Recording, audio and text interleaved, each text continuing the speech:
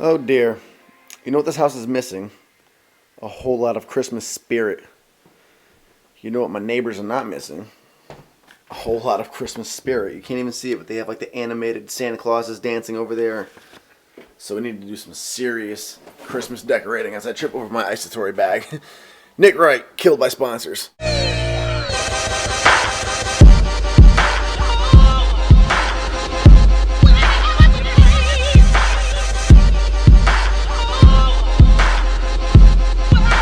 The key to being a male with no interior decorating skills is just plant overload. You can never have enough plants, and plants match everything. So just get a lot of plants. Plants on top of the vending machine, plants on top of windowsills. They're in the bathroom too. Yeah, we have Nerf guns on the windowsills as well.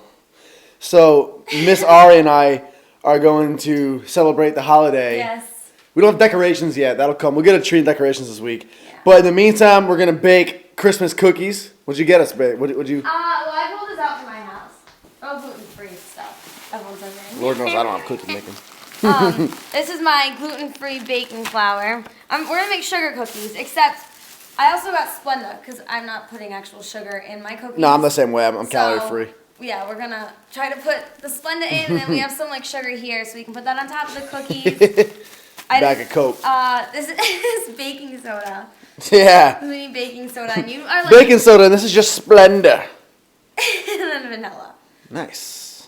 Probably Cody. We're going to put out some Christmas carols. Yes. It'll be amazing. These are gluten-free because Ari follows the gluten fad, and she doesn't want to get fat, so she avoids gluten, right? Yeah. No, she's legitimate celiac if you guys are like in case you're brand new to the channel. Never mind the big sound system we have over here. Let's not use that. Let's just use the little MacBook Pro laptop over here. And on top of that, Ariana puts on Justin Bieber Christmas carols. You and I were not on the same page. No, we weren't. I was like, when I get into Christmas carols, I get into like the ones like the little elves singing, like the Christmas carols like you hear when you're a kid. That's what I like. In case any of you guys like red wine for the holidays, this is a really, really, really good tasting red Pinot Noir, and it's in a very affordable wine. Document time. So that was 2 3/4 cup of flour. Yeah, might have gone a little overboard. Might have been a little over. What type of flour? Anything specific, or just flour? Just gluten-free flour, all-purpose baking flour. What you doing, babe? Did 1 TSP. Good job. Now I'm doing half a TSP of baking soda. I feel like young Jeezy right now. 1.5 tablespoons of baking soda. So how much Splenda is this? Do you know? 1.5 cups. 1.5 cups of Splenda in bowl number 2. Okay. So 1 cup of butter. Nick's typical bedtime snack. Into the 1 cup of Splenda. If it was Texas Roadhouse butter, that would definitely be a good snack. Man. I'm in love with the cocoa. All right, now we gotta add the egg and vanilla extract. I don't think we have any eggs. Look at this. No eggs. That's a lot of eggs right there. Can't believe I'm trusting you to do this. Right here? Yep.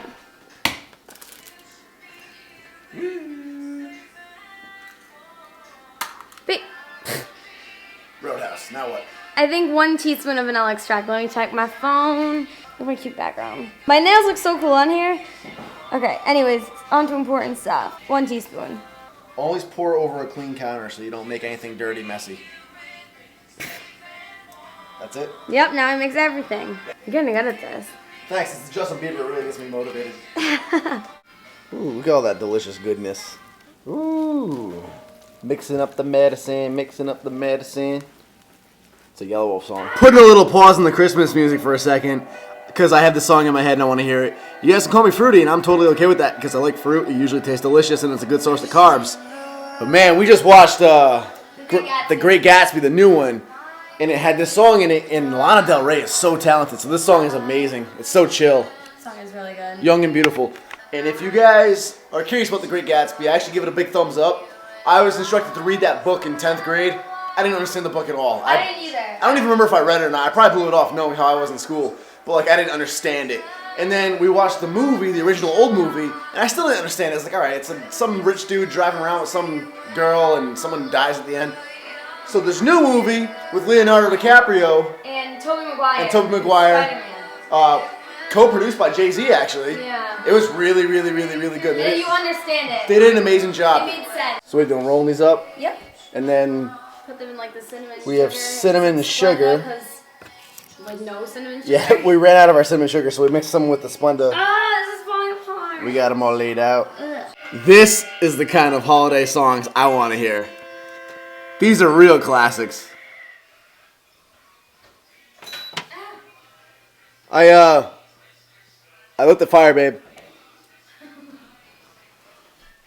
So quaint. Like, look how cozy this house is right now. Got some fireplace over there, some tropics over there. Oh, we just need Christmas lights and we'll be all set. One day. Batch number 2 going on. Here's the finished product of batch number 1. Look at that. Delicious. Goldeny brown deliciousness right there. So, taste test time. Macros not even once. It's the holidays, guys. It's a holiday. Good? Yes. Success. Hey, you did most of it, babe. Good job. Nice. I stirred things. Buttery sweet success. This is the absolute best combination to the taste buds. Hey guys, so this is pretty exciting. I just got my new training program sent to me via Simon of MASSTHETICS. The MASSTHETICS YouTube channel is in the info box below. I linked it. 2 very knowledgeable, very strong dudes. And Simon has had an amazing success rate with his clients. Max Tuning is actually one of his clients. He's been doing all of Max Tuning's programming leading up to Max's powerlifting meet, which is coming up, I believe, this coming weekend.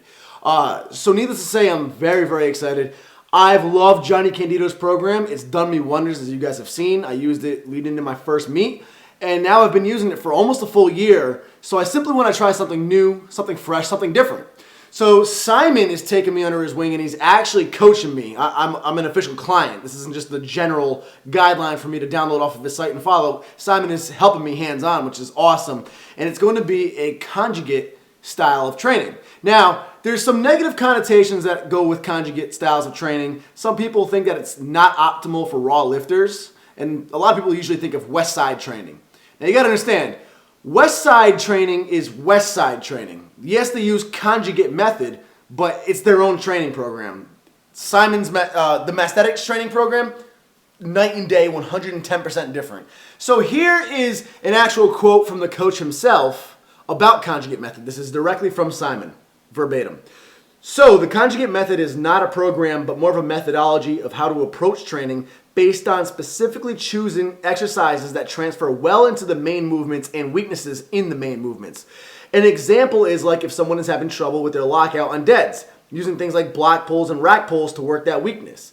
A good example could also be how we incorporated floor pressing for you as well. That's him talking to me, because he was the one who actually helped me break through my bench press plateauing by getting me onto the floor pressing and the close gripping and breaking it down percentage and rep-wise for me. That was actually all Simon, and it worked amazingly. So he's basically going to be incorporating that into all of my movements. The main point is looking at training from a comprehensive standpoint and tackling your weaknesses, and understanding that over time these weaknesses might shift or change as you advance as a lifter. So basically it's going into your training with nothing set in stone. You simply observe your training, you point out what the weak points are that you need to work on, and you work on them. And you keep an open mind, because as you progress in training, those weak points might change. A weak point I have now may become a stronger point down the line, and then a different weak point may develop as I get heavier into the weights. And then we'll have to tackle that as that comes up. So it's very hands-on, comprehensive, adjusted training with a lot of weak point training in there. Now, some people do say that the weak point training is suboptimal for raw lifters. It's only really for equipped lifters. I strongly disagree with that. Based on my experience with my bench press training, it's done wonders for me. I think what is suboptimal for raw lifters is when they go into the gym and they only focus on the weak points. Like a lifter goes into the gym and only does benching with the bands, or only does block pulls, or only deficit pulls, etc., and they kind of neglect the actual movement itself.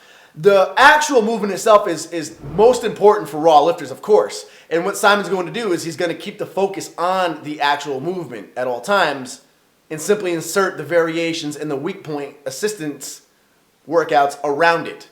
So we're going to basically hit it with the best of all, hit it from all angles, best of all worlds. I'm very, very, very excited. I obviously cannot squat right now because of my knee. So what we're going to do is just focus on deadlifting and bench pressing for right now. And there's going to be days in which squats would normally be done that he has allowed me to simply focus on bodybuilding style training. So I'll be able to actually hit some hypertrophy and build up my physique a little bit in between the powerlifting training, and I'll show you guys that as well. I'm super excited, so stay tuned, guys. A big thank you to Simon of MASSTHETICS. Again, MASSTHETICS YouTube channel is linked in the info box below. And once again, just to quickly clear the air so no rumors spread, because of how the internet is, I love Johnny Candido's program, and I love Johnny Candido. So this is absolutely no negative reflection on him. If you guys are on his program and you're still seeing gains from it, by all means, continue on it. Again, this is just my personal choice. After a year of using one program, I want to try something new, and that's it. A lot of lifters, I want to point out one more detail about conjugate. A lot of lifters will eventually hit a plateau just by doing the straight movement by itself. It's happened to me. I think it's starting to happen to me with my squat, and it did happen to me with my bench. And there comes a point where you need to analyze where the weak link in that movement is for you and build it up. And that's the only way you can really continue to progress in that lift. So that's the other beauty about conjugate training. Very excited, guys. Stay tuned. Tomorrow we begin.